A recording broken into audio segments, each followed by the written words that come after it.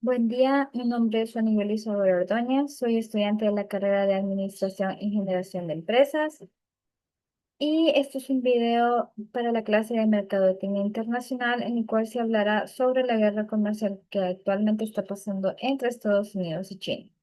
Tema número uno, el entorno político, una preocupación esencial. Como introducción, tenemos el conflicto de Estados Unidos versus China, que desde el 2018 se intensificó una guerra comercial con aranceles mutuos, restricciones tecnológicas, represalias afectando profundamente el mercado global. Y aquí tenemos la primera pregunta que dice, ¿qué eventos claves han marcado el conflicto comercial entre Estados Unidos y China desde el 2018 hasta el 2025? En 2018 es cuando Donald Trump ejerce su primer mandato en Estados Unidos. En enero del 2018, Estados Unidos impone aranceles del 25% a productos solares y electrodomésticos. Y en marzo de ese mismo año, un 25% al acero y al aluminio, y un 10% que son provenientes de China. Para el 2019, en septiembre, se impone un arancel del 15% que luego baja al 7,5% sobre 125.000 millones de dólares en importaciones chinas. Y se crea una lista negra para la empresa china Huawei. En 2020, en enero, se firma un acuerdo comercial llamado Fase 1, pero esto no tiene gran relevancia ya que las restricciones continúan en el área tecnológica, en la reducción parcial de aranceles y en los compromisos de IP, que se refiere a la propiedad intelectual.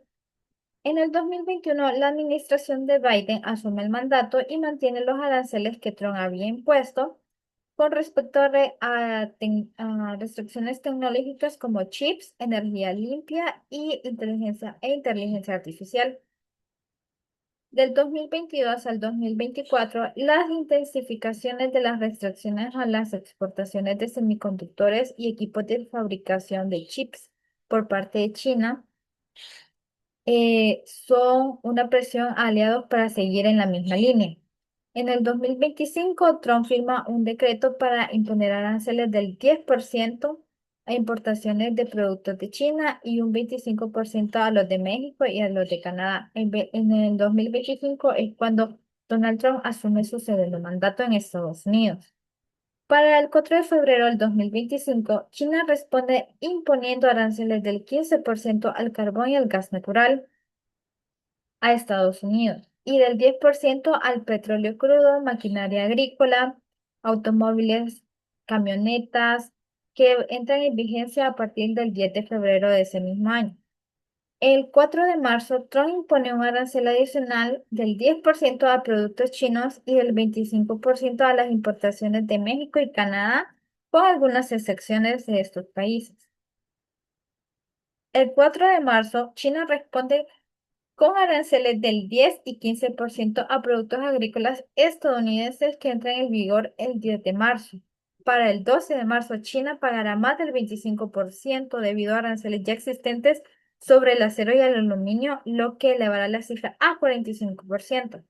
Para el 4 de abril del 2025, China anuncia un arancel del 34% para productos estadounidenses que entra en vigor el 10 de abril. Y para el 7 de abril, Donald Trump responde en contraparte con China que los aranceles de represalia de China amenazando con un arancel del 50%, además del 34% del arancel recíproco completo, si China no retrocede ante las represalias anteriores. Y finalizando la cronología hasta el momento, el 9 de abril Trump impone a China un gravamen adicional del 84% sobre las importaciones provenientes de ese país, elevando el total a 104% en aranceles. Y China responde en aplicar una represalia de arancel del 84% a las importaciones de bienes estadounidenses. Para el 9 de abril, esa misma fecha, Trump eleva un arancel al menos del 145% sobre las importaciones chinas con efecto inmediato en ese mismo día. Y el último día sobre los aranceles es que el 11 de abril China aumenta sus aranceles de represalia a las importaciones estadounidenses al 125%. Y esa es toda la dinámica que se ha estado englobando a partir de la guerra comercial entre los aranceles que ha impuesto Trump y China. La segunda pregunta que tenemos es ¿cómo afectan las restricciones a cómo afectan las restricciones a las exportaciones tecnológicas como los chips, la inteligencia artificial, las telecomunicaciones, el equilibrio del comercio global? Primero tenemos el impacto en la cadena de suministro global, que es la fragmentación, en donde las restricciones obligan a las empresas a diversificar sus cadenas de suministro fuera de China o fuera de Estados Unidos, lo que puede ser costoso y bastante lento. La doble cadena, que significa que es la creación de cadenas de suministro chinas o no chinas, aumentando la complejidad y los costos de estos mismos. Y la escasez, que en algunos casos pueden generar escasez de componentes claves si las alternativas no están listas, como pueden ser los chips. El impacto en innovación y competencia.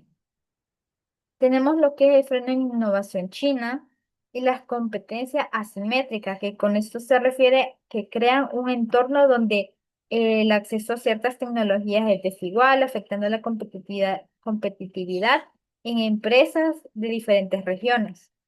Y los costos para empresas de consumidores,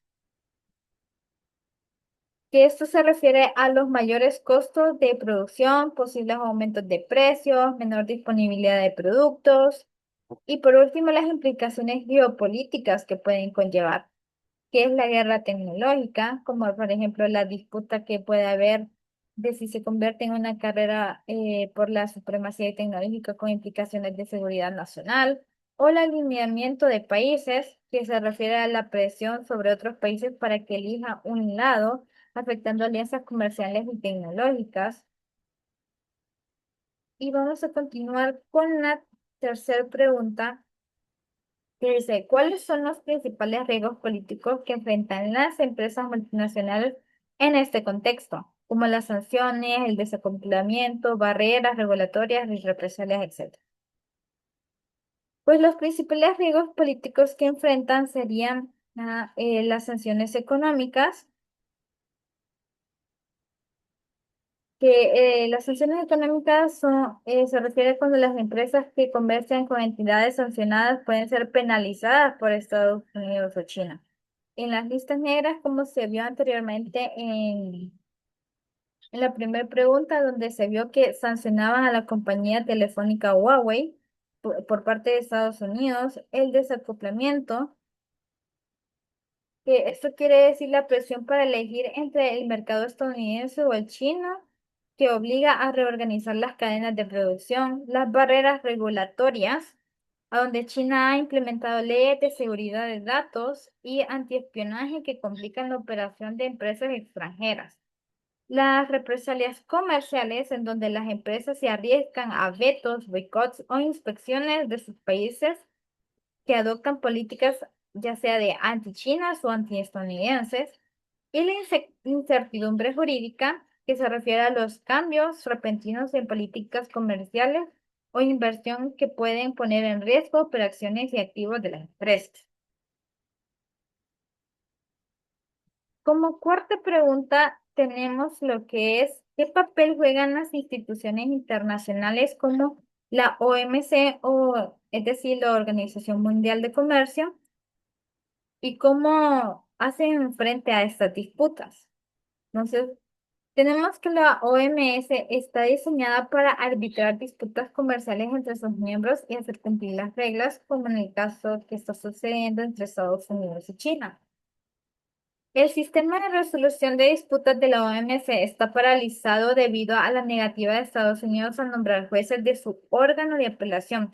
Esto significa que las decisiones pueden ser apeladas al vacío, impidiendo una resolución vinculante. Ahora, las limitaciones que puede tener la OMC son la falta de cumplimiento, que esto se refiere a que un órgano de apelación funcional, las decisiones de los paneles de disputa tienen menos peso, lo que socava la credibilidad de la misma organización. La reforma pendiente, en donde hay un consenso general de que la OMC necesita reformas para abordar los desafíos de este siglo, como por ejemplo temas del comercio digital y subsidios estatales, etc. Y la geopolítica versus el multilateralismo, que se refiere a las tensiones geopolíticas, a menudo superan el espíritu de la cooperación multilateral de la OMC, que la OMC promueve. Como quinta pregunta tenemos, ¿qué estrategias pueden aplicar las empresas internacionales para operar con éxito en un entorno de tensión comercial prolongada? Entonces, tenemos como primer punto no depender exclusivamente de China o de cualquier país o Estados Unidos, por ejemplo, para la fabricación del suministro de componentes, sino que se busca la alternativa de buscar a otros proveedores o a otros países como Vietnam, India, China, México, trasladar la producción a países aliados. Por ejemplo, México, India, Vietnam para mantener un acceso de mercado global. Producir y vender en el mismo mercado para evitar aranceles y restricciones y tener una gestión de riesgos políticos.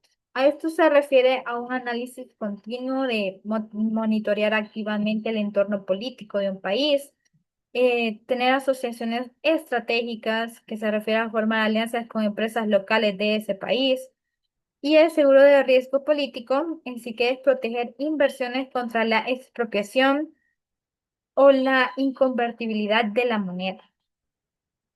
Y por último, la adaptación de las estrategias tecnológicas, que es la investigación más desarrollo local, o sea, la investigación y desarrollo que se puede crear en ese mismo país. Por último, como conclusión personal, el conflicto comercial entre Estados Unidos y China ha sido como un terremoto para el comercio global. Quienes más pierden en todo esto son aquellas compañías que dependen demasiado de un solo mercado o de un solo proveedor, o es decir, una sola fuente de suministro. Por ejemplo, las empresas como Huawei han sido fuertemente afectadas y sancionadas por los estadounidenses. También las empresas tecnológicas estadounidenses como Intel han tenido que enfrentar restricciones y pérdidas de ventas al no exportar libremente sus chips hacia China. En cambio, hay otras compañías que sí han sabido adaptarse mejor a esta tensión. Un buen ejemplo es Apple, que ha comenzado a diversificar su producción trasladando parte de sus operaciones a países como India o Vietnam. Al final, este tipo de entorno no perdonan la rigidez y solo sobreviven si los que saben moverse con inteligencia y rapidez pueden adaptarse. Al final, adaptarse no es algo sencillo, pero sí es necesario para no quedarse atrás en medio de tanta incertidumbre global y comercial. Esto es todo por mi parte. Muchísimas gracias.